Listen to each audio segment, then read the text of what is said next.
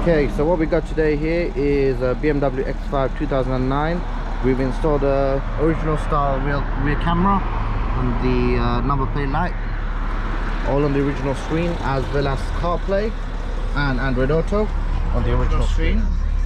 As you can see, we have not touched the factory system. You're able to switch to it using your factory button to the CarPlay system.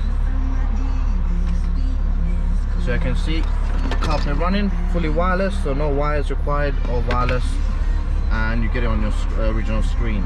You can also use your original Android controller to move around and change settings and everything on there, or use your apps you wish to require.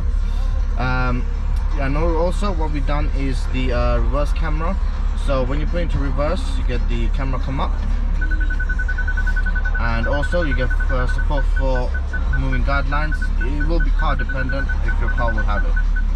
And yeah, if you want this installed on your BMW, give us a shout on 0208554554, or even call us or come visit us at Car Sound Security in Ilford Ganshill IG26QA. Thank you for watching, guys. Make sure to like and subscribe to our videos. We've got more videos coming with lots of cars. You can see if your car supported. Thank you.